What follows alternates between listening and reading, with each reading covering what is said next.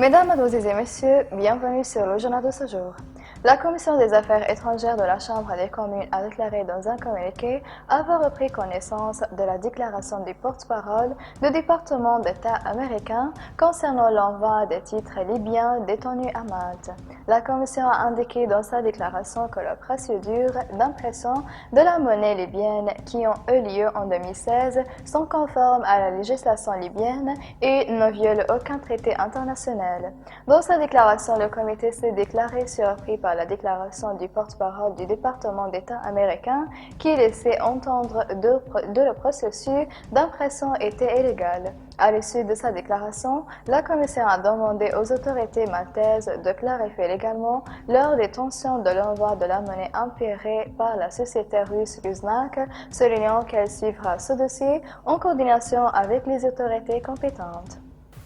Le porte-parole de l'armée, Ahmed Masmari, a confirmé que l'armée de l'air fournit un parapluie syrien à Houch-Sittin et Bir Ghanem en coordination à l'Azizia pour empêcher les milices de se rassembler. El Masmari a ajouté lors d'une conférence de presse exceptionnelle dans la ville de Benghazi que le contrôle de l'armée sur les zones de la Saba a été précédé d'une série de frappes aériennes ciblant les milices pour offrir la voie du contrôle de la Saba, indiquant que le peuple de la région a salué l'entrée de l'armée. El Masmari a souligné que la première arme des forces de l'UFAQ, soutenue par la Turquie et les ordres de l'armée, a facilement abattu alors qu'elle tentait d'obtenir une PUTEC, mais le système de défense aérien là-bas est solide, donc elle a pu les appâter et déjouer également leur tentative d'arriver à la Saba.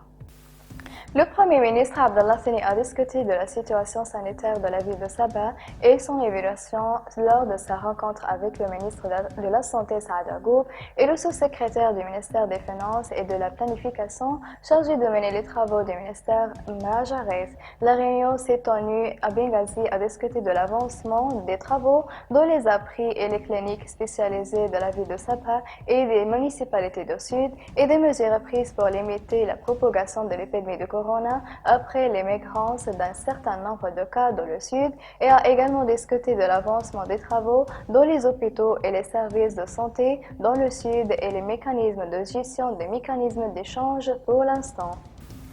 Aujourd'hui, le Centre national de contre les maladies a reçu 658 échantillons distribués. Les résultats sont les suivants. 646 échantillons négatifs, 12 échantillons positifs détaillés comme 11 échantillons positifs mélangés à un cas nouveau d'échantillons. Mesdames et messieurs, la fin des résumés. Merci pour votre attention et au revoir.